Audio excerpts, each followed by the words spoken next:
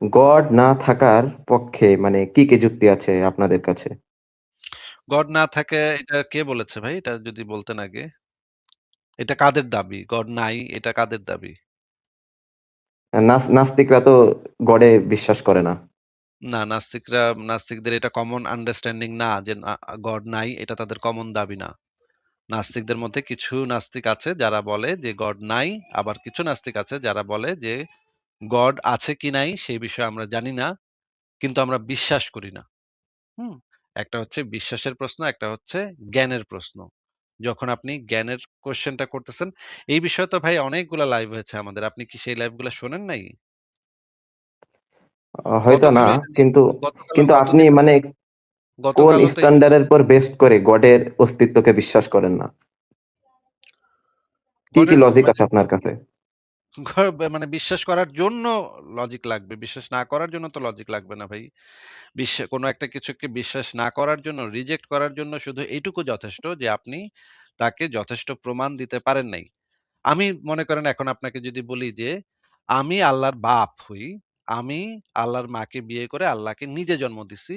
আল্লাহ আমার এক্কেবারে নিজের পোলা। হ্যাঁ? এটা যদি আমি বলি তখন আপনি আমার কথাকে রিজেক্ট করতে পারেন শুধুমাত্র এইটুকুর মাধ্যমে যে আমি আপনাকে যথেষ্ট প্রমাণ দেই নাই। এইটুকু যদি হয় তাহলেই আপনি আমার কথাকে রিজেক্ট করতে পারেন। আপনার জন্য আর কোনো কিছুর দরকার নাই। শুধুমাত্র এইটুকুই যথেষ্ট যে আমি যথেষ্ট প্রমাণ দেই নাই। সেইজন্য আপনি রিজেক্ট করতে পারেন। যৌক্তিকভাবে রিজেক্ট করতে পারেন। কিন্তু যারা দাবি করবে তাদের এই প্রমাণটা দিতে হবে। আমাদের এর থেকে বাড়তি কোনো প্রমাণ আমাদের দেয়ার কোনো প্রয়োজন নাই। আচ্ছা, তাহলে মানে গডের এক্সিস্টেন্স এর মানে যে এভিডেন্স গুলো আছে আপনারা কি এগুলো একসেপ্ট করেন? একটা এভিডেন্স দেন তাহলে সব এভিডেন্স যদি থাকে তাহলে একটা এভিডেন্স দেন। আমরা তো মানব ইতিহাসে এরকমের কোনো এভিডেন্স এখন পর্যন্ত পাওয়া যায় নাই যে গডের অস্তিত্ব আছে।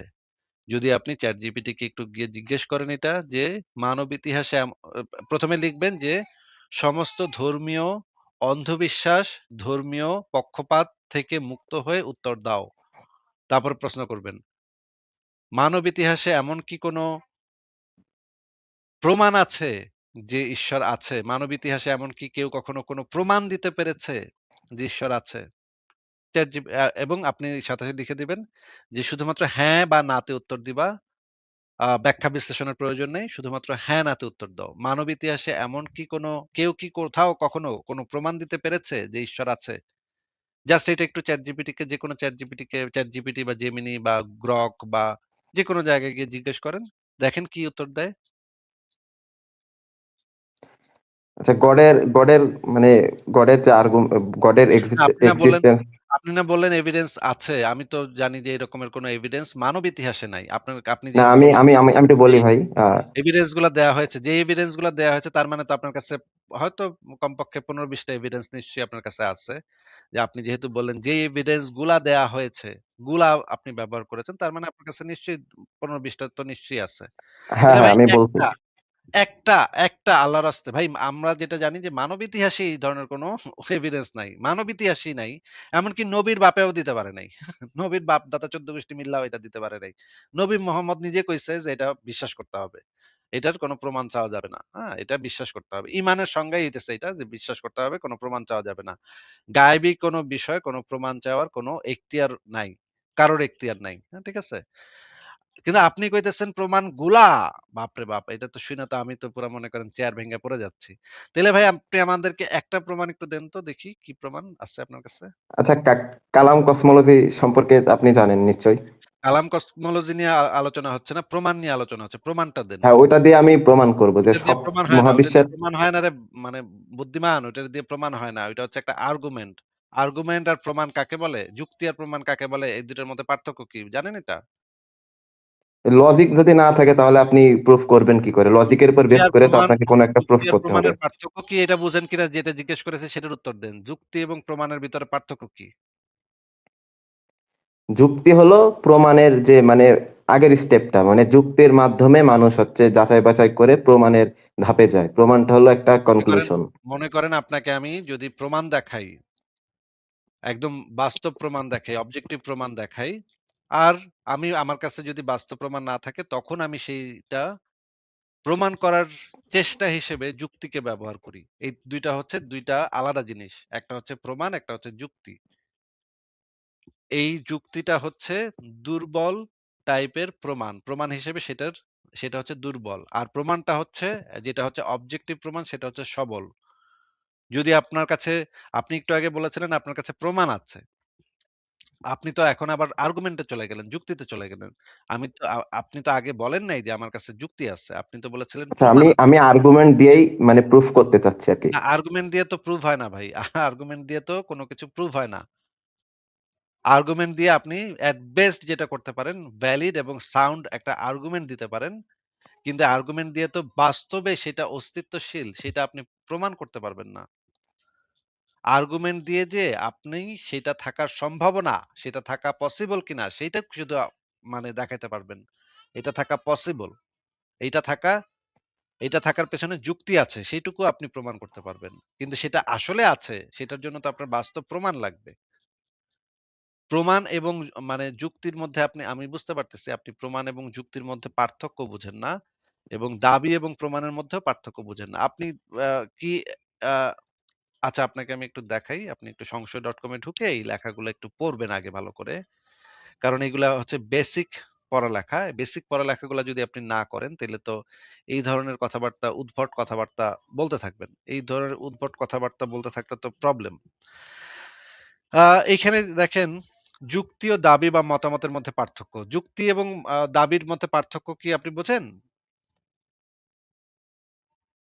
জি, জি, বুঝি। আ যুক্তি এবং মতামতের মধ্যে পার্থক্য কি বলেন তো? যুক্তি হলো কোনো কিছু সত্য নির্ণয়ের মাপকাঠি, যেটা দিয়ে আমরা মানে কোনটা সত্য কোনটা মিথ্যা এটা দিয়ে আমরা যাচাই বাছাই করতে পারি যুক্তির মাধ্যমে। আর দাবি হলো আমি কোনো কিছু মানে মানে প্রমাণ ছাড়াই যেটা আমি মানে আমার যে ওপিনিয়ন সেটা হলো দাবি। আচ্ছা ঠিক আছে, ঠিকই বলেছেন। এই ২ টার মধ্যে পার্থক্য আছে এবং এই যুক্তি হইতে হইলে এই সূত্রগুলা ফলো করতে হয়। যুক্তির কিছু মৌলিক সূত্র আছে, এই সূত্রগুলা ফলো করতে হয়। সেই সূত্রগুলা ফলো করলে সেটাকে আমরা যুক্তি বা আর্গুমেন্ট বলতে পারি। আ এবার আপনাকে যে জিনিসটা দেখাতে চাইছিলাম দাঁড়ান একটু বের করি। যে আ আচ্ছা আমরা একটু দেখি যে ChatGPT কে একটু Gemini কে একটু জিজ্ঞেস করে দেখি যে এই পর্যন্ত কোনো প্রমাণ আছে নাকি যে মানব ইতিহাসে এরকম কোনো প্রমাণ আছে নাকি যে কোনো আ আপনি বলেছেন যে অনেক প্রমাণ নাকি প্রমাণগুলা, হুম? সেটা আমরা একটু জিজ্ঞেস করি। আমি কি জিজ্ঞেস করব? আপনি যে একটু আগে বললেন প্রমাণগুলা, সেটা যে বলেছিলেন সেটা কি আমি জিজ্ঞেস করব? কি আপনি এটা মানে কিসের হেল্প নিচ্ছেন, এআই এর? এআই এর হেল্প নিচ্ছি, হ্যাঁ। ওকে। আচ্ছা আমি জিজ্ঞেস করি তাহলে ১ম এ আমি বলি যে সমস্ত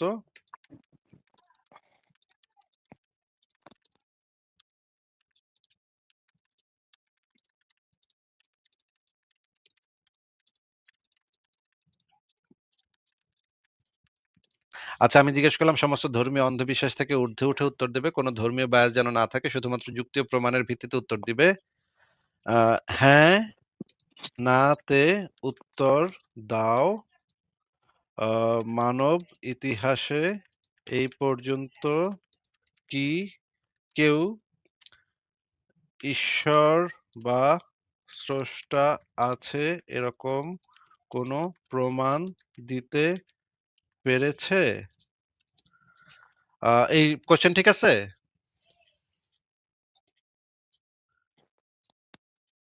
কোয়েশ্চেনটা আহ ঠিক আছে? সমস্ত ধর্মীয় অন্ধবিশ্বাস থেকে ঊর্ধ্বে উঠে উত্তর দেবে, কোনো ধর্মীয় বায়াস যেন না থাকে, শুধুমাত্র যুক্তি ও প্রমাণের ভিত্তিতে উত্তর দিবে। হ্যাঁ, না তে উত্তর দাও। মানব ইতিহাসে এই পর্যন্ত কি কেউ ঈশ্বর বা স্রষ্টা আছে এরকম কোনো প্রমাণ দিতে পেরেছে? আচ্ছা, হ্যাঁ, ঠিক আছে ঠিক আছে তো? মোটামুটি। আচ্ছা তাহলে আমি সাবমিট করলাম দেখি সে কি উত্তর দেয়।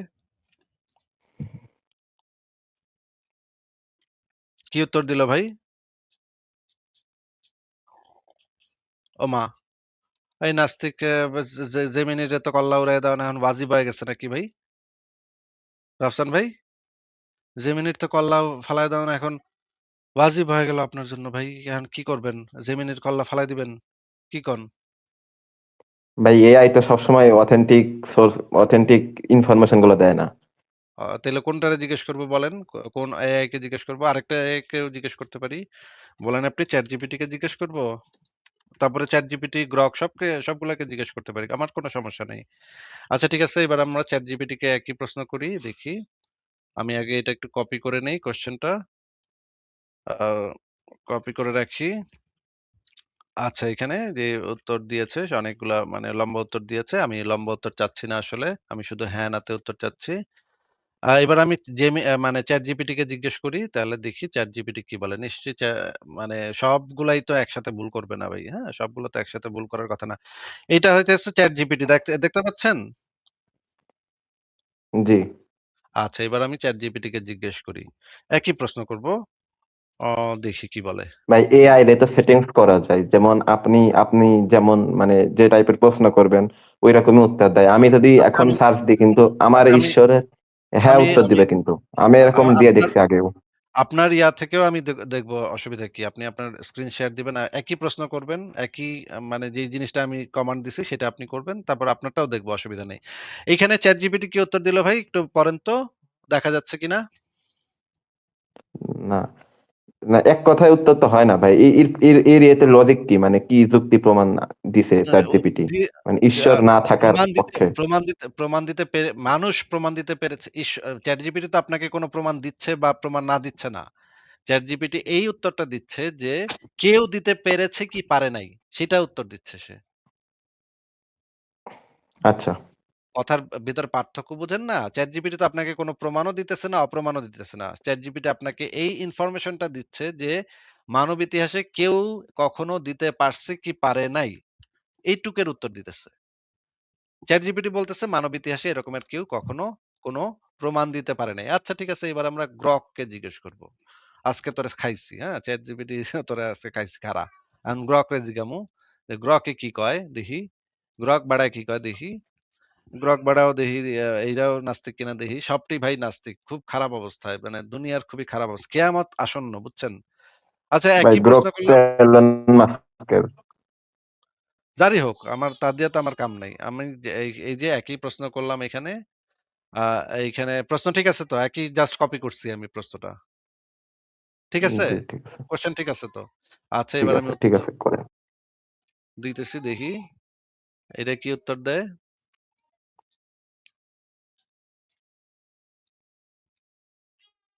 যাবি কই? আজকে তোরে হ্যাঁ কয়া ছাড়ুম, হ্যাঁ? ওমা, ওমা কি কয়? কি কইলো ভাই? এ তো গ্রকেও দেখি মানে জাউরার জাউরা। দেখছেন কি কইলো? না কইছে। দেখছেন ভাই? এটারও তো কল্লা ফালায় দেওয়ান ওয়াজিব হয়ে গেছে নাকি ভাই? ও ভাই, ভাই আমি তো কল্লা ফেলানোর কথা বলি নাই, আপনি কেন আমার উপর স্ট্রমেন করতেছেন? তো আপনার নাম হইতেছে রাফসান আহমেদ। আপনি ঈশ্বরের প্রমাণ দিতে আসছেন। মানে খুব স্বাভাবিকভাবেই আপনি একজন মুসলিম। তাইলে তো আপনি আপনারকে তো ইসলাম নিয়ে কথা বলব না। আমরা তো একটু পরে ইসলাম নিয়ে ঢুকবো আলোচনাতে। যাই হোক, আপনার স্ক্রিন টাইপের একটু শেয়ার দেন তো ভাই। আপনার কোনো একটা ChatGPT কে আমি জিজ্ঞেস করব। একটু শেয়ার দেন তো দেখি। ভাই আমি তো হচ্ছে ইয়েতে মোবাইল ফোনে স্ক্রিন ও! শেয়ার। তাহলে তো ভাই আপনার ChatGPT কে আপনি এই যে আমি এই প্রাইভেট চ্যাটে যে কমান্ডটা দিয়ে দিচ্ছি, আপনি একটু নিয়ে এটা একটু কপি করেন। কপি করে আপনি একটু জিজ্ঞেস করেন তো আপনার ChatGPT কে। আচ্ছা দেখেন তো ঠিক কি আছে, উত্তর তাহলে দেয়। আপনি দেন, আমি চ্যাট জিপিটি কে করে দেখি। এই যে প্রাইভেট চ্যাটে আমি দিয়েছি, দেখেন একটু কপি করে নিন। কপি করে আপনি নিয়ে এটা যেকোনো একটা এআই কে জিজ্ঞেস করেন তো কি বলে? দেখে আমাকে এই এখনই বলেন। উত্তরটা দেখে এখনই বলেন। শুনি কি বলে।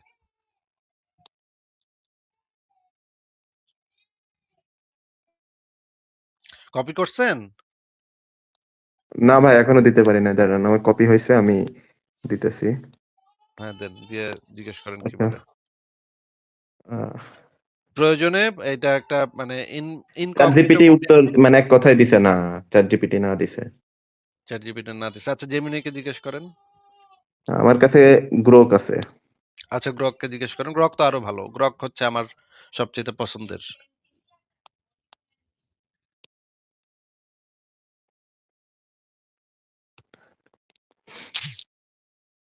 আ হ্যাঁ ভাই, ক্লিক দিল। গ্রক কি বলল?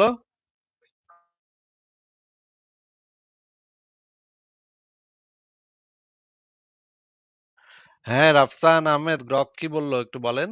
আমি মানে এটা কমেন্টও দিয়ে দিচ্ছি। আপনারা এই কমান্ডটা যদি আপনারা কপি করে ইসে দেন, আ যেকোনো এআই কে দেন। এআই কে আগে বলে দিতে হবে যে কোন ধর্মীয় বায়াস থেকে মুক্ত হয়ে উত্তর দিতে হবে। কারণ এআই এর যে মানে সাধারণ অ্যালগরিদম সেটা হচ্ছে মানুষের ধর্মীয় অনুভূতিতে যেন কখনোই আঘাত না লাগে এইটা ফলো করে তারা। এই রুল তারা ফলো করে। যেকোনো এআই গ্রোকে এর। দিছি ভাই। গ্রোকে না, না অ্যান্সার দিছে। আ ভাই সবটি দেখি খারাপ অবস্থা। তাইলে এখন কি করবেন ভাই? সবাই তো কইতেছেন না। আর আপনি কইতেছেন আপনার কাছে নাকি অনেকগুলা প্রমাণ আছে। গুলা বলছিলেন, হ্যাঁ? তাহলে তাইলে আমি ভাই ভাই একটু বলি। আপনি তো প্রমাণ কইয়া তারপরে তো যুক্তি দেয়া শুরু করবেন। কোনটারে প্রমাণ বলে, কোনটারে যুক্তি বলে এটাই তো আপনি বুঝেন না। তাইলে চলবো কেমনে ভাই? ভাই প্রমাণটা যুক্তি দেন। দিয়ে তো আমরা কোনটা সত্য কোনটা মিথ্যা এটা যাচাই করতে পারি।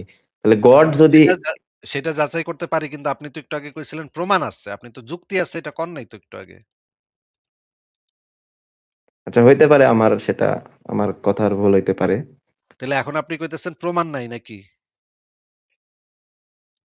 প্রমাণ বলতে আপনি কি বুঝেন সেটা তো আমাকে আরে আগে প্রমাণ ডিফাইন করেন। বলতে প্রমাণ বলতে যেকোনো জিনিস আপনি কিভাবে প্রমাণ করেন? মনে করেন ত্রিভুজের ৩ কোণের সমষ্টি ১৮০ ডিগ্রি এটা আপনি কিভাবে প্রমাণ করেন? এটা তো করা যায়। এটা তো একটা জ্যামিতিক বিষয়। এটা এটা করা যায়। আচ্ছা পানির ভিতরে যে হাইড্রোজেন এবং অক্সিজেন আছে এটা আপনি কিভাবে প্রমাণ করেন? ল্যাবে গিয়ে প্রমাণ করা যায়। ল্যাবে গিয়ে প্রমাণ করা যায়। তারপরে মনে করেন যে পৃথিবী থেকে পৃথিবী যে গোলাকৃতি এটা আপনি কিভাবে প্রমাণ করেন? আ এই বিষয়ে আমি মানে এই বিষয়ে আমি বিস্তারিত জানি না। পৃথিবী বিস্তারিত গোলাকৃতি জানেন না। কেন? ঠিক আছে এটাও প্রমাণ তবে করা যায়। যেকোনো যেকোনো জিনিস যেটা বৈজ্ঞানিক তত্ত্ব সেই জিনিসটা প্রমাণ করা যায়। যেমন ধরেন আ আমাদের উপরে যে গ্র্যাভিটি কাজ করে সেটা আমরা কিভাবে প্রমাণ করি? তারপরে হচ্ছে গিয়ে মনে করেন আম আ শক্তি যে এক মাধ্যম থেকে আরেক মাধ্যমে রূপান্তরিত হয় সেটাকে আমরা প্রমাণ করতে পারি। অনেক কিছু আছে পৃথিবীতে বহু লক্ষ, লক্ষ জিনিস আছে যেটা আমরা প্রমাণ করতে পারি। যেমন ধরেন একটা মানে উঁচু বিল্ডিং এর উপর দাঁড়ায় একটা ভারী বস্তু আর একটা হালকা বস্তু ২ টা একসাথে ফেললে কোনটা নিচে আগে পড়বে? যদি বাতাস না থাকে বায়ুশূন্য অবস্থায় দুটোই একসাথে পড়বে। আর যদি বায়ু থাকে তাহলে ঠিক বলেছেন। বায়ু হচ্ছে ঠিক বাধা বলেছেন। প্রদান ২ টা করবে। একসাথে পড়বে। যদি কোন ঘর্ষণের ইয়া না থাকে তাহলে সে জেনারেলি ২ টা একসাথে পড়বে। তাইলে এই যে ২ টা একসাথে পড়বে এটা যখন ১ম বলা হয়েছিল তখন মানুষজন বিশ্বাস করে নাই। কিন্তু পরে এটা পরীক্ষা করে দেখানো হইছে যে ২ টা একসাথে পড়বে। তাহলে প্রমাণ করতে হইলে আমাদের কি, কি জিনিস লাগে আমরা সেই জিনিসটা একটু দেখি। আ আ আচ্ছা আপনাকে আমি আপনি তো বললেন যে মানে একটু সব তত্ত্বগুলোকে প্রমাণ করা যায়। আমি আমি একটা কথা বলব। একটা মানে এই যে বিগ ব্যাং থিওরি একটু এটা কি আপনি প্রমাণ করতে পারবেন?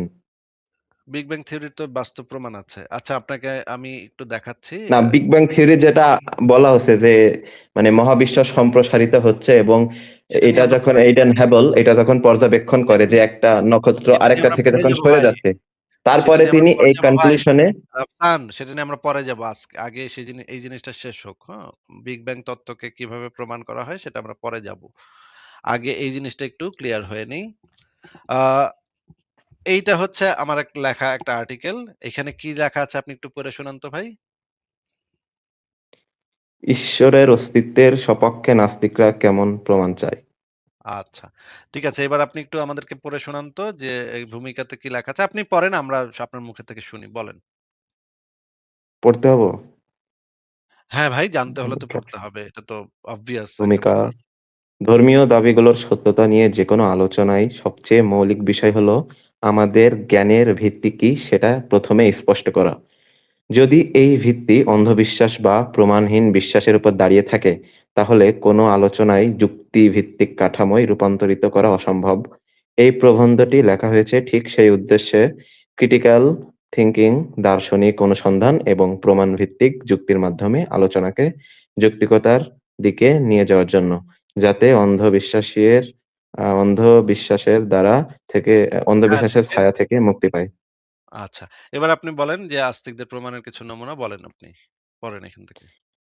আধুনিক জ্ঞানতাত্ত্বিক আলোচনায় নাস্তিক বা অজ্ঞেয়বাদীরা প্রায়ই আস্তিক বা ধর্মীয় বিশ্বাসীদের কাছে স্রষ্টা বা ঈশ্বরের অস্তিত্বের প্রমাণ চান। এই প্রশ্নের উত্তরে আস্তিকরা সরাসরি বস্তুনিষ্ঠ প্রমাণ উপস্থাপন না করে প্রায়শই বিভ্রান্তিকর প্রতিপ্রশ্ন বা অপ্রাসঙ্গিক উদাহরণ দেন। মাঝে মাঝে কিছু গল্পও বলেন। উদাহরণস্বরূপ, প্রথমত তারা জিজ্ঞেস করেন, আপনি কি ধরনের প্রমাণ চান? বা কোন প্রমাণ দিলে আপনি বিশ্বাস করবেন? এই প্রশ্নগুলো প্রথম দর্শনে নিরপেক্ষ মনে হলেও এগুলো এ এগুলো প্রায়শই একটি কৌশলগত ফাঁদ, যেন আস্তিকদের কাছে প্রমাণের অফুরন্ত ভান্ডার আছে এবং নাস্তিকদের পছন্দ অনুসারে সেগুলো বাছাই করতে হবে। বাস্তবে এই প্রশ্নগুলো প্রমাণের অভাবে ঢেকে রাখার একটি ঠগবাজির রূপ, যা যুক্তির পরিবর্তে অন্ধবিশ্বাসকে জাস্টিফাই করার চেষ্টা করে। আচ্ছা। খুবই চমৎকার পড়তেছেন আপনি। আপনি আমাদেরকে এই জিনিসটা আরেকটু পড়ে শোনান। এই যে এখানে কি এই প্যারাতে কি লেখা আছে পড়েন। যখন আমরা আরো স্পষ্টভাবে জানতে চাই, আপনার কাছে যদি অনেক প্রমাণ থাকে, তাহলে এমন একটি অবজেক্টিভ বা বৈজ্ঞানিক প্রমাণ দিন যা ঈশ্বরের অস্তিত্বকে সমর্থন করে। তখন তারা সোজাসুজি উত্তর না দিয়ে সাধারণত কিছু অপ্রাসঙ্গিক গল্প বা উদাহরণ দিতে শুরু করেন। যেমন তারা হয়তো বলতে শুরু করে, সেই গর্ভে ২ জন যমজ বাচ্চাদের কথোপকথনের কথা, বা ইমাম আবু হানিফার নামে প্রচলিত গল্প, যে আপনার বাবা সে আসলেই আপনার জন্মদাতা। না, না, তার না, প্রমাণ ভুল কি? বলে ভুল অথবা ভুল সরি, লাইনে চলে গেছেন। ইমাম আবু হানিফার নামে প্রচলিত গল্প যেই গল্পে আস্তিক ও নাস্তিক বিতর্ক করে এবং সরি। আস্তিক আবু হানিফা হ্যাঁ, জিতে যায়।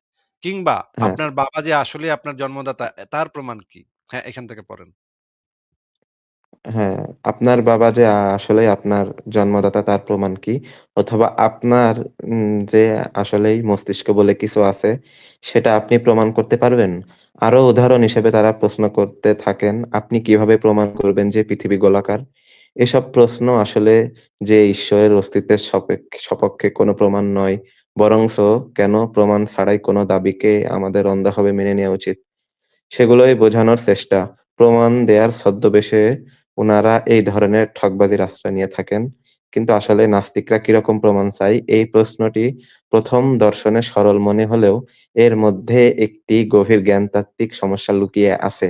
যেকোনো একটি দাবির প্রমাণ তার প্রকৃতি, পরিধি এবং প্রভাবের উপর নির্ভর করে। উদাহরণস্বরূপ, একটি সাধারণ দৈনন্দিন দাবি, যেমন আজ বৃষ্টি হবে, এবং একটি অতিপ্রাকৃতিক দাবি, যেমন একটি সর্বশক্তিমান সত্তা মহাবিশ্ব সৃষ্টি করেছে, এই দুটির জন্য প্রমাণের মানদণ্ড ভিন্ন। প্রথমটির জন্য আবহাওয়া পূর্বাভাস যথেষ্ট হতে পারে, কিন্তু দ্বিতীয়টির জন্য শক্তিশালী, যাচাইযোগ্য এবং বিকল্প ব্যাখ্যা প্রতিরোধী প্রমাণ দরকার। অধিকন্তু স্রষ্টা শব্দটির সুনির্দিষ্ট সংজ্ঞা ছাড়া প্রশ্নটি অস্পষ্ট থেকে যায়, কারণ এটি বিভিন্ন ব্যক্তির কাছে বিভিন্ন অর্থ বহন করে। এই আলোচনায় প্রায়শই দুটি যুক্তি মিশে যায়, যা যৌক্তিকভাবে অনুচিত। প্রথমত, দৈনন্দিন জীবনে আমরা অপ্রত্যক্ষ অনেক দাবি তাৎক্ষণিকভাবে মেনে নিই, যেমন বাবা-মায়ের পরিচয়, ইতিহাসের ঘটনা, পরমাণুর অস্তিত্ব বা ব্ল্যাক হোলের উপস্থিতি। এগুলোকে উদাহরণ দিয়ে বলা হয় যে ঈশ্বরকেও একইভাবে মেনে নেওয়া যায়। কিন্তু এগুলো একটি ভুল অ্যানালজি তৈরি করে।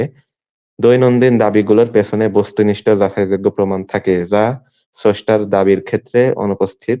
এগুলো প্রমাণের মানদণ্ডকে গুলিয়ে ফেলে এবং সাধারণ প্রাকৃতিক দাবিকে অতিপ্রাকৃতিক দাবির সাথে সমান্তরাল করে। ভাই আর কত বড়? ভাই এটা তো বুঝতে হবে ভাই। এই জিনিসটা আপনি আচ্ছা, যদি আমি না মোটামুটি বুঝছি ভাই। না পড়লে আপনি কিভাবে মোটামুটি আমাদের মানে স্ট্যান্ডই যদি আপনি না বোঝেন তাহলে আপনি কিভাবে হবে? একটু কষ্ট করে পড়েন ভাই। আচ্ছা। দ্বিতীয়ত, রহস্য আরোপ করে যুক্তি, পিরামিডের নির্মাণ, প্রাচীন স্থাপত্যার জটিলতা, জীববিজ্ঞানের সূক্ষ্মতা, বিগ ব্যাং এর আগের অবস্থা, চেতনার উৎস বা নৈতিকতার উদ্ভব। যুক্তিটি সাধারণত এমন, এগুলোর পূর্ণ ব্যাখ্যা তোমার কাছে নেই, তাই স্রষ্টা অবশ্যই আছেন। এটি একটি ক্লাসিক আর্গুমেন্ট ফ্রম ইগনোরেন্স, যেখানে অজানাকে অতি অতিপ্রাকৃত সত্তার প্রমাণ হিসাবে ব্যবহার করা হয়। যৌক্তিকভাবে আমরা এখনো জানি না থেকে অতিপ্রাকৃত সত্তা নিশ্চিতভাবে আছে, এই লাফটি অসমর্থিত কারণ এটি বিকল্প ব্যাখ্যা, যেমন ভবিষ্যতের বিজ্ঞানীয় অনুসন্ধান বাদ দেয়। উদাহরণস্বরূপ, একসময় বজ্রপাতকে দেবতার ক্রোধ বলা হতো, কিন্তু বিজ্ঞানীয় ব্যাখ্যায় ইলেকট্রিক ডিসচার্জ তা অপ্রয়োজনীয় করে দিয়েছে। আবার অনেক সময় ওয়াসমেকার আর্গুমেন্ট আনা হয়, যেটি হাজার হাজার বার দেওয়া হয়েছে।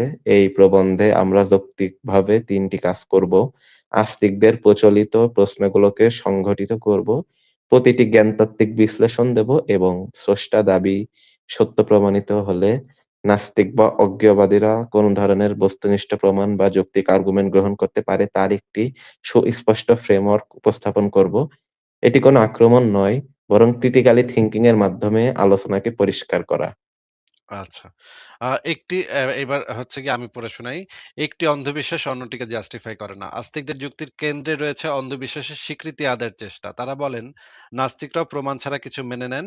যেমন ইতিহাস বা পরমাণুর অস্তিত্ব। তাই স্রষ্টাকে মেনে নেয়া যায়। যেমন ধরেন আস্তিকরা বলে যে, "আপনারাও তো বিশ্বাস করেন যে আপনার বাপে আপনার বাপ। তাইলে তো আপনিও তো অন্ধবিশ্বাস করেন। তাইলে আমাগো অন্ধবিশ্বাসটা মাইনা লইতে অসুবিধা কই ভাই? আমাগো ওটাও মাইনা লন।" এটা তো তাদের একটা প্রাইমারি আর্গুমেন্ট থাকে। তাই না ভাই? শুনছেন তো এটা? শুনছি, বাট আমি এরকম কোনো ক্লেম করিনি। আপনি করেন নাই কিন্তু আস্তিকদের ভিতর থেকে তো এটা থাকে যে আপনি তো আ নিজে এটা দেখেন নাই আপনার বাপে আপনার মায়ের সাথে ওই রাতে কি করছে এটা তো আপনি নিজে দেখেন নাই। তাইলে আপনি আপনার বাপেরে বাপ কন কেন? এইটা বইলা তারা বলতে চায় যে আপনি যেরকম একটা অন্ধবিশ্বাস করছেন, আমরাও এরকম আল্লাহরে অন্ধবিশ্বাস করছি। আ মানে আমরা ২ জনই এক জায়গায়। সুতরাং আপনারটাও যেরকম অন্ধবিশ্বাস আপনি তো মাইনা লইছেন আপনার বাপেরে। তাইলে আমারটা মাইনা লইতে অসুবিধা কই? তার মানে তারা আসলে বলতে চায় যে মানে নাস্তিকরা যেহেতু যদিও নাস্তিকরা এটা কখনো বলে না যে আমি অন্ধভাবে আমার বাপরে বাপ বলি এরা অন্ধভাবে। কিন্তু তারপরেও তারা এই জিনিসটা বোঝাইতে চায় যে আপনিও তো ভাই অন্ধবিশ্বাস করেন। কিন্তু একটা অন্ধবিশ্বাস আরেকটা অন্ধবিশ্বাসকে জাস্টিফাই করে না। নাস্তিকরা যদি এটা করেও থাকে তাহলে ২ টাই অন্ধবিশ্বাস হয়। আচ্ছা ঠিক আছে এখানে কি লেখা আছে পড়ি। কিন্তু এটা একটা গভীর ভুল। প্রথমত নাস্তিকদের বিশ্বাস প্রমাণ ভিত্তিক পরমাণুর অস্তিত্ব ইলেকট্রন, মাইক্রোস্কোপ এবং পরীক্ষা দিয়ে যাচাইযোগ্য। দ্বিতীয়ত ধরে নিলাম কোন নাস্তিক অন্ধবিশ্বাস করে। তাতে কি? একটি অন্ধবিশ্বাস অন্যটিকে যৌক্তিক করে না। উদাহরণ কেউ যদি অন্ধভাবে বিশ্বাস করে ভূত আছে, প্রমাণ ছাড়া, তার ডাইনি আছে বলে প্রমাণ করে না। মনে করে যে কেউ যদি বিশ্বাস করে ভূত আছে, এটা থেকে প্রমাণ হয় না যে তার মানে ডাইনিও আছে। তা থেকে প্রমাণ হয় না। যেটা প্রমাণ হয় যে ২ টাই অন্ধবিশ্বাস এটা প্রমাণ হয়। অন্ধবিশ্বাসের গুণফলও অন্ধবিশ্বাসী থাকে, যুক্তি হয় না। এটা একটা সার্কুলার রিজনিং। অন্ধবিশ্বাসকে জাস্টিফাই করতে অন্ধবিশ্বাস ব্যবহার।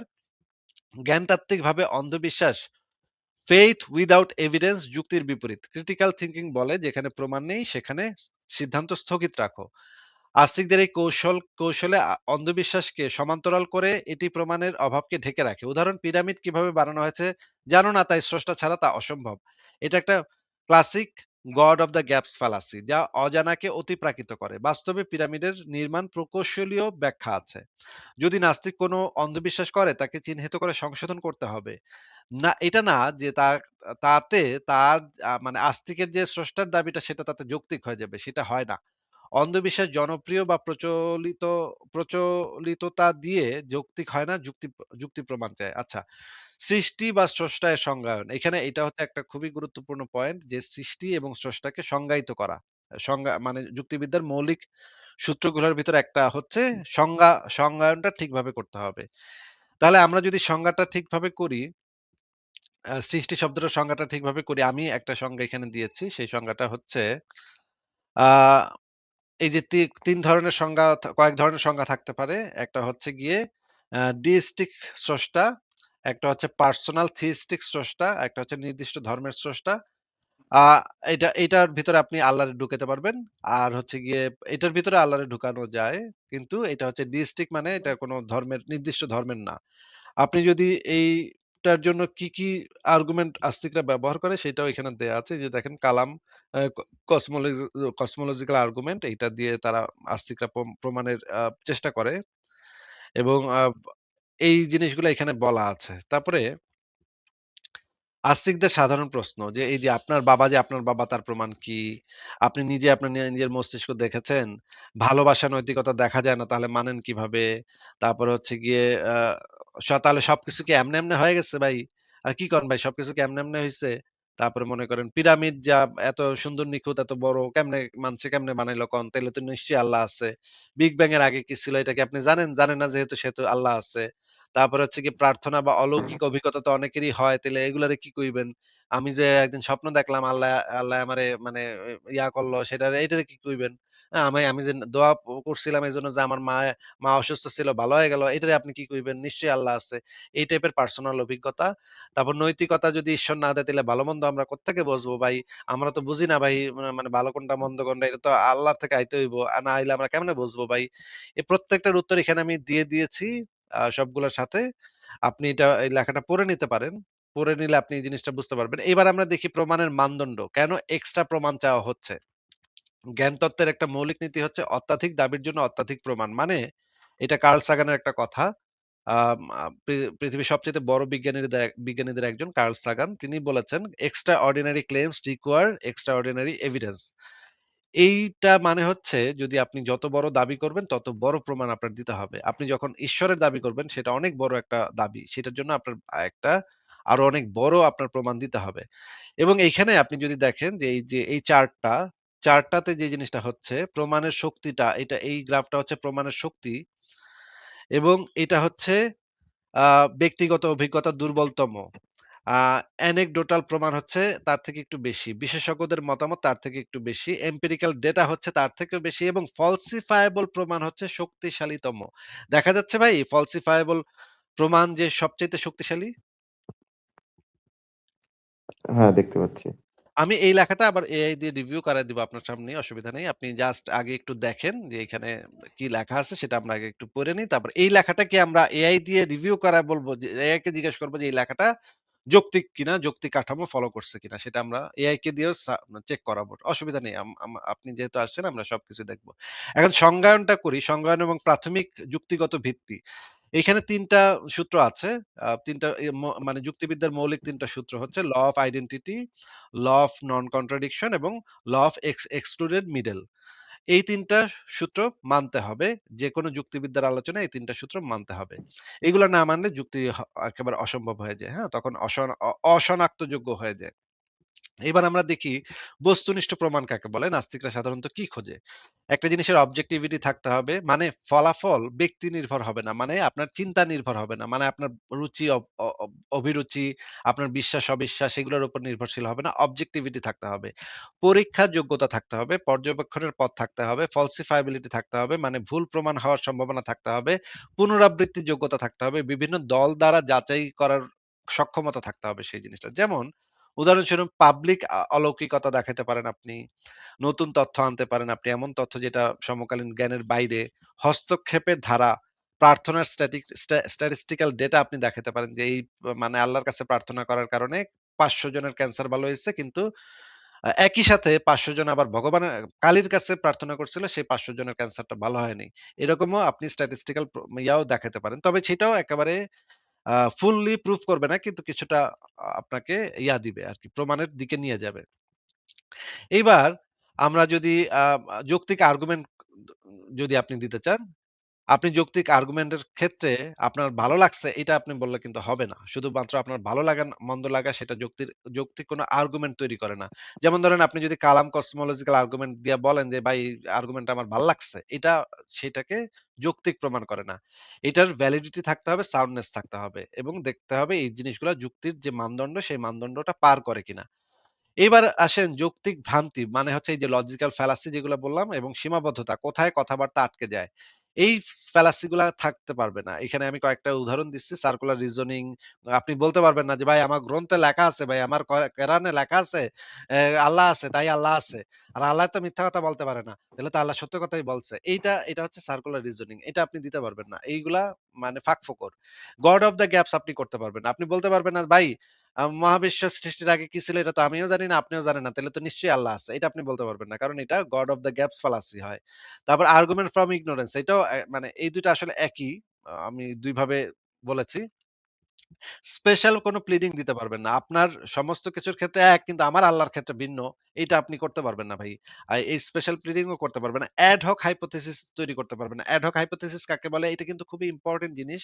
আপনি যদি পরবর্তীতে ব্যাখ্যা মানে সংজ্ঞা পরিবর্তন করে ফেলেন বা ব্যাখ্যা পরিবর্তন করে ফেলেন, মানে যখন দেখা যাবে আপনি আটকায় গেছেন তখন যদি আপনি আবার মানে ব্যাখ্যা চেঞ্জ করে ফেলেন বা আপনার শর্ত চেঞ্জ করে ফেলেন, সেটা আপনি করতে পারবেন না। আগে থেকে শর্তটা ক্লিয়ার রাখতে হবে।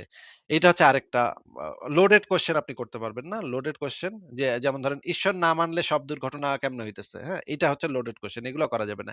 এই ফ্যালাসি গুলা করা যাবে না। এবং প্রমাণের দায়িত্ব কার উপরে বর্তায় সেই জিনিসটা আপনার বুঝতে হবে যে প্রমাণের দায়িত্বটা বর্তায় যে দাবি করছে তার উপরে বর্তায় প্রমাণের দাবি।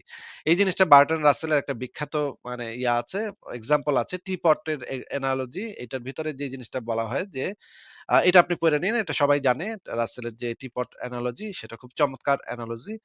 আ পাল্টা দাবি যদি মনে করেন কেউ একজন যদি বলে গতকাল রাতে ঈশ্বর স্ট্রোক করে মারা গেছেন বা আল্লাহ বা মা কালীর আজকে শুভ বিবাহ সম্পন্ন হয়েছে। তখন নাস্তিকরা যদি পাল্টা এরকম দাবি করে বলেন, "তুমি প্রমাণ করো আমার দাবিগুলো মিথ্যা," তখন কি হবে? এটাও একটা খুবই ইম্পোর্টেন্ট পার্ট। অতিরিক্ত যুক্তি প্রবলেম অফ ইভিল। এইখানে এই জিনিসটা মানে প্রবলেম অফ ইভিলটা এই যুক্তিকে খণ্ডন করতে হবে। আপনি যেই প্রমাণটা দিবেন সেটা যেন এই যুক্তিগুলাকে খণ্ডন করতে পারে এমনভাবে প্রমাণ আপনি দিবেন। এই রকমের অনেকগুলা আছে যেমন ধরেন ডিভাইন হিডেননেস, এইটাও আ আপনার আর্গুমেন্টটা এমনভাবে তৈরি করতে হবে বা আপনি যদি আর্গুমেন্ট দিতে চান বা প্রমাণ দিতে চান, আপনার প্রমাণ বা আর্গুমেন্ট এমনভাবে তৈরি করতে হবে যেন এই প্রবলেম গুলাকে সলভ করে সেটা, হ্যাঁ? এই প্রবলেম গুলা আপনি কইতে পারবেন না ভাই এগুলা আল্লাহ ভালো জানে, এইটা কইতে পারবেন না।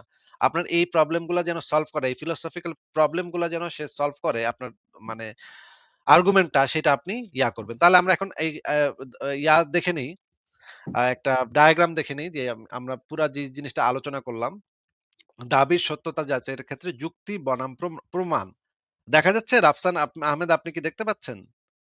হ্যাঁ, দেখতে পাচ্ছি ভাই। আচ্ছা, বাম দিকে আছে যুক্তি মানে আর্গুমেন্ট আর ডান দিকে আছে প্রমাণ। মানে প্রমাণটা হচ্ছে মানে খুব শক্তিশালী আর যুক্তিটা হচ্ছে তার থেকে একটু কম শক্তিশালী। তবে সহায়ক হতে পারে। কিছু ক্ষেত্রে আমরা যুক্তিকেও ব্যবহার করতে পারি। কিন্তু প্রমাণটা থাকলে সেটা বেশি শক্তিশালী হয়। আপনার ক্লেইমটা যেহেতু অনেক বড় সেহেতু আপনার প্রমাণই দেয়ার কথা ছিল। কিন্তু তারপরে আমরা আপনার ক্ষেত্রে কনসিডার করতে পারি। আপনি আর্গুমেন্টই দিয়েন, অসুবিধা নেই। আ সেটাও আমরা মানে ইয়া করব, সেটা আমরা যাচাই করে দেখব, অসুবিধা নেই। আ আমি কিন্তু এখানে কিন্তু জিনিসটা কিন্তু পরিষ্কার আগেই করে রাখছি যে প্রমাণটা হচ্ছে অনেক বেশি শক্তিশালী আর মানে যুক্তিটা আর্গুমেন্টটা হচ্ছে একটু এটার থেকে কম শক্তিশালী। আ আচ্ছা, আপনাকে বুঝতে পারছি। জানায় দেওয়ার জন্য বলে দিচ্ছি। এবং কাঠামোগত শর্তগুলা ফুলফিল করতে হবে। শুদ্ধতার পরীক্ষায় দাঁড়াইতে হবে। এই যে কাঠামোগত শর্ত কি? কাঠামোগত শর্ত হচ্ছে এই যে প্রিমিস সত্য ধরে নিলে উপসংহারটি লজিক্যালি আ আ অনুসরণ করবে। সাউন্ডনেস থাকতে হবে এবং ভ্যালিডিটি থাকতে হবে।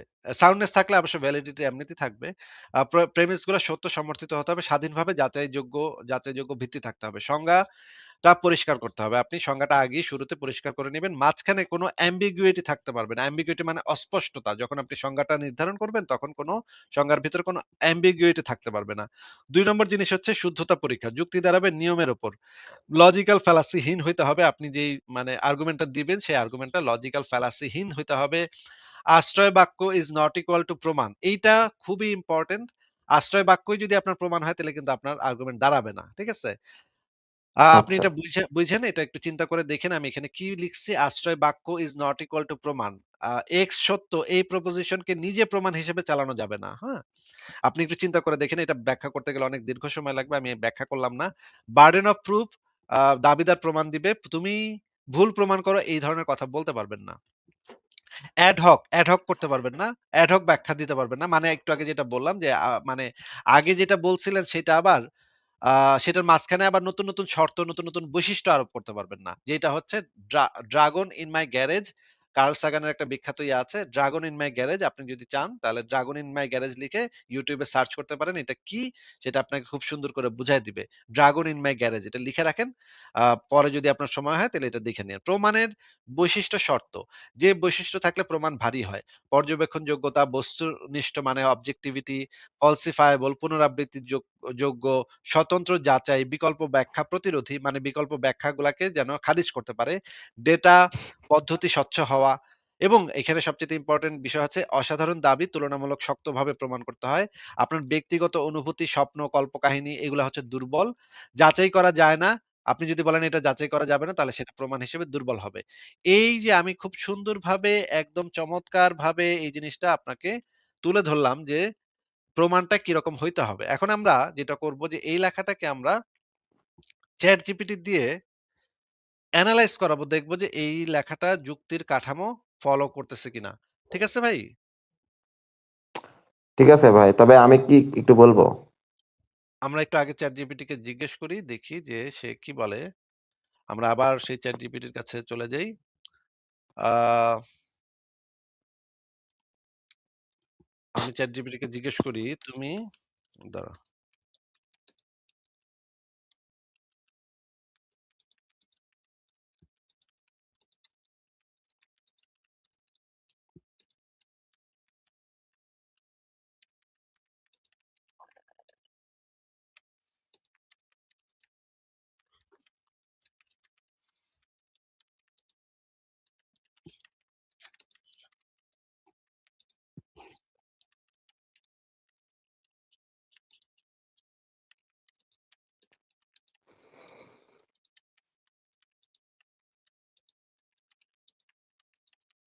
কি প্রশ্ন করছি আপনি দেখতে পাচ্ছেন?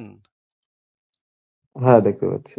আমি প্রশ্ন করেছি, তুমি এই লেখাটি পড়ে বলো, এই লেখাটি যুক্তিবিদ্যার কাঠামো এবং সূত্রগুলো সঠিকভাবে ফলো করছে কিনা? এই লেখাটিতে কোনো ভুল আছে কিনা বা মিথ্যা কিছু দাবি আছে কিনা? এবং আমি এখন এই লিঙ্কটা দিচ্ছি লেখাটার। এটা হচ্ছে সংশয়.com এর লেখা। আমি লিঙ্কটা দিলাম। এবার আমি তাকে আ চাপ দিলাম, দেখি সে কি বলে। সে আমার লেখাটা এনালাইজ করে আমাদেরকে বলবে যে এটার ভিতরে যুক্তির যে কাঠামো, কাঠামোগত যে মানে বৈশিষ্ট্য সেগুলা সে ঠিকভাবে ফলো করছে কিনা। আ দেখি, একটু সময় নিচ্ছে। নিশ্চয়ই পড়তেছে সে। আমরা দেখি যে সে কি বলে বা জেমিনি কি বলে। দরকার হলে আমরা গ্রক বা ChatGPT এদেরকে দিয়েও আমরা এনালাইজ করতে পারি। আপনার দেওয়া লিঙ্কটির নিবন্ধটি আ আমি বিস্তারিত বিশ্লেষণ করেছি। যুক্তিবিদ্যা এবং জ্ঞানতত্ত্বের কাঠামো অনুযায়ী এই লেখাটি অত্যন্ত সুসংগত। কি লেখা ভাই? অত্যন্ত সুসংগত এবং এটি আধুনিক দর্শনের স্বীকৃত নীতিগুলো অনুসরণ করছে। আচ্ছা, এবার আপনি পড়েন কি, কি লেখা আছে একটু পড়ে আমাদেরকে শোনান ভাই। নিচের লেখাটির যৌক্তিক কাঠামো এবং এতে কোনো ভুল বা মিথ্যা দাবি আছে কিনা তার একটি নিরপেক্ষ বিশ্লেষণ দেওয়া হলো। ১. যুক্তিবিদ্যার কাঠামোগত সঠিকতা, লজিক্যাল স্ট্রাকচার। নিবন্ধনটি কয়েকটি মৌলিক যৌক্তিক সূত্রের উপর দাঁড়িয়ে আছে, যা দর্শনে সর্বজন স্বীকৃত। প্রমাণের দায়ভার, বার্ডেন অফ প্রুফ। নিবন্ধনটি সঠিকভাবে উল্লেখ করেছে যে প্রমাণের দায়ভার সর্বদা তার উপরে থাকে যিনি কোনো কিছুর অস্তিত্ব দাবি করেন। যুক্তিবিদ্যায় একে অনার্স প্রবান্ড বলা হয়। ঈশ্বরবাদীরা যেহেতু একটি অতিপ্রাকৃতিক সত্তার অস্তিত্বের দাবি করছেন, তাই প্রমাণের দায়িত্ব তাদেরই। নাস্তিকদের কাজ শুধু সেই প্রমাণের অভাব বা ত্রুটি তুলে ধরা। এই কাঠামো এখানে নিখুঁতভাবে অনুসরণ করা হয়েছে। মিথ্যা সাদৃশ্য বা ফলস অ্যানালজি খণ্ডন। আস্তিকরা প্রায়ই বাবা-মায়ের পরিচয় বা মস্তিষ্কের অস্তিত্বের উদাহরণ দিয়ে ঈশ্বরের অস্তিত্ব প্রমাণের চেষ্টা করেন। নিবন্ধনটি অত্যন্ত যৌক্তিকভাবে দেখিয়েছে যে এটি একটি ফলস অ্যানালজি, কারণ বাবা-মায়ের ডিএনএ টেস্ট বা মস্তিষ্কের স্ক্যান সম্ভব, কিন্তু ঈশ্বরের ক্ষেত্রে তেমন কোনো পরীক্ষা সম্ভব নয়। অজ্ঞতা থেকে যুক্তি।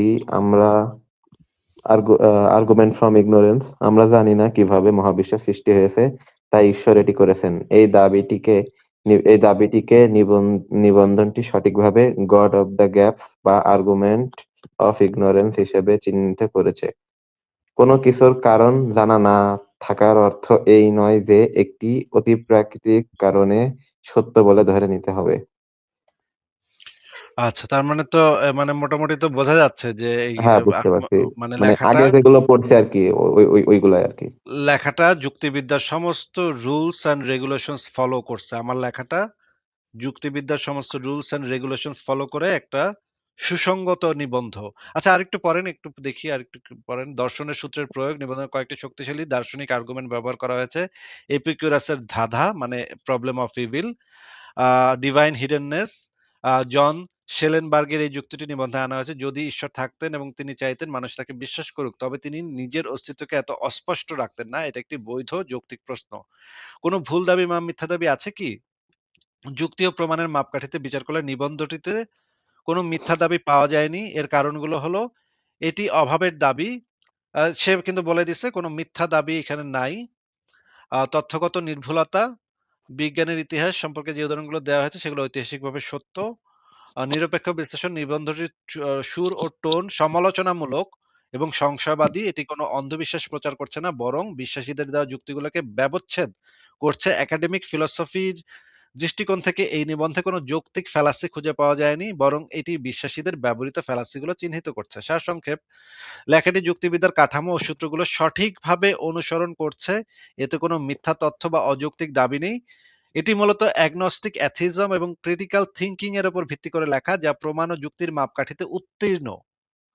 আ আমার যে লেখাটা, সেই লেখাটাকে কি বলতেছে মানে জেমিনি কি বলতেছে? লেখাটা কি ঠিক আছে নাকি ভুল?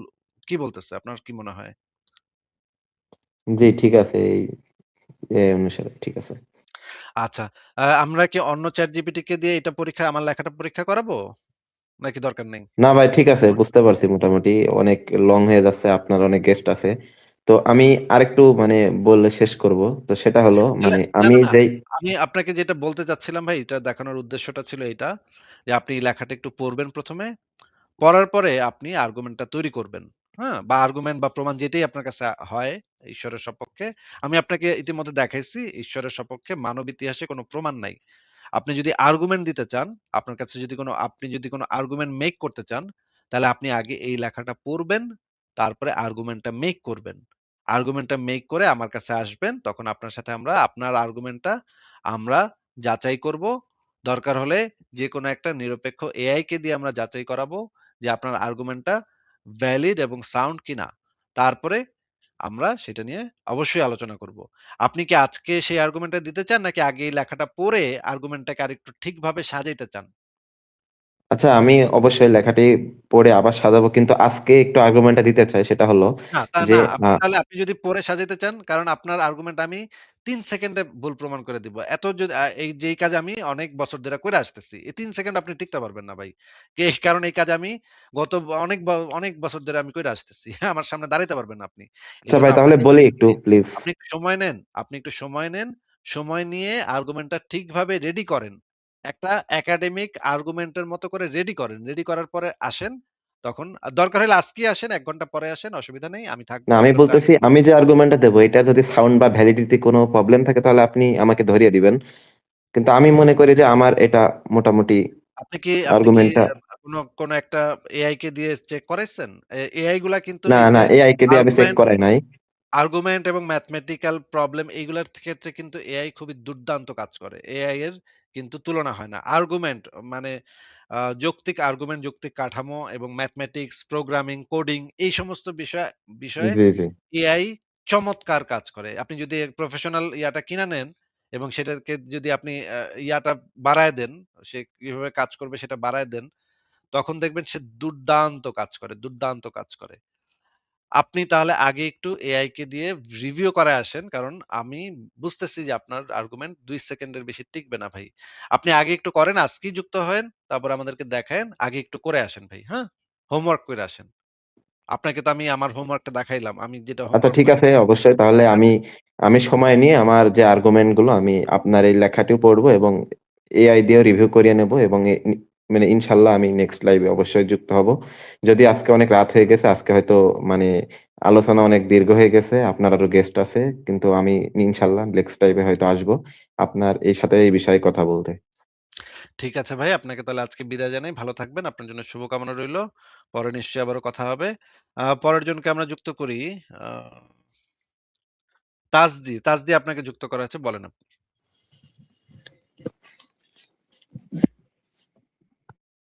তাজদি, আপনি কি কথা বলবেন? জি, আমার ভয়েসটা কি শোনা যাচ্ছে? হ্যাঁ, শোনা যাচ্ছে, বলেন। জি, একটু আগে যে হোল্ড ১ মিনিট ওয়েট।